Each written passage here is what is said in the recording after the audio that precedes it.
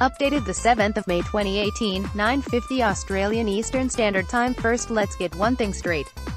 Melbourne Victory's A-League Grand Final win is neither tarnished nor compromised by the technical glitch that, at the most vital moment, rendered the video assistant referee (VAR) system as useless as a linesman with an invisible flag. As Victory fans are entitled to remind us, referees were perfectly capable of making incorrect game-defining decisions by themselves before technology was imposed upon them. Thus, countless trophies have been won and lost in games where human errors rather than computer malfunctions led to a goal being wrongly awarded or overruled. In this case, what the FFA acknowledged was a technical failure in the VAR system meant the referee and his assistant's mistake in neglecting to call offside was not detected until it was too late to make amends.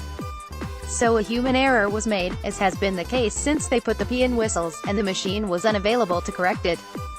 Yet, inevitably, disgruntled Jets fans feel cheated by VAR alone because the imposition of refereeing technology has created the myth of decision-making infallibility. This is not to excuse the breakdown of the VAR technology, which seemed symbolic of a cursed A-League season. Let's face it, had Perth Glory signed Lionel Messi, he would have suffered a season-ending injury walking onto the pitch for the first game. It was completely unacceptable that a few minutes after the VAR capture software failed to display evidence 3 Victory players were offside, television viewers could see for themselves, over and over, that the goal should have been denied. But these useless, for Jets fans, infuriating, VAR images did not just condemn the failed machinery. They explained why sport is now either captive to, or enhanced by, replay technology depending on your view. Those who call for the abolition of the various review systems after a dodgy LBW or a borderline NRL bunker decision, and now the horrendous VAR meltdown, conveniently forget that television replays were once used to second-guess and denigrate on-field officials. Had there been no VAR, functioning or otherwise, a slightly less conclusive replay of the Victory players standing offside would have been shown over and over, and the Jets fans would have been just as outraged. In this case, however, their anger would be with the referee and not the box of wires and circuits that might have cost them the championship. In the face of this bombardment, we relented to replays that told us what was perfectly obvious: officials seeing things in real time from sometimes awkward angles and with a split second to decide sometimes make mistakes. Technology just as flawed as the humans who use it. What we have failed to understand, or acknowledge, is that decision-making machinery is only as good as the sometimes misfiring software and error-prone humans who use it. Just ask the Sydney Swans fans, who were the left bemused by the AFL's ludicrously inexact score review system on Saturday night when North Melbourne was awarded a goal that appeared to have been touched. That Sydney lost the game by less than a goal only made the decision more galling, the minor consolation being that, unlike the Victory goal, this one was analysed by the official review system.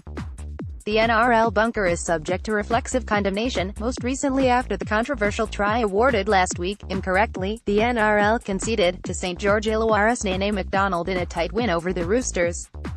As much as the decision-making itself, the spectacle of NRL bunker officials scanning video to see if they can make the correct call only emphasizes the fallibility of the process.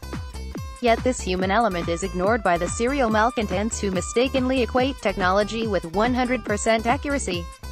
The A-League Grand Final VAR meltdown is, of course, a step beyond the usual review system controversy. If technology is employed, we should reasonably expect that it is plugged in and working, regardless of the decisions it spits out.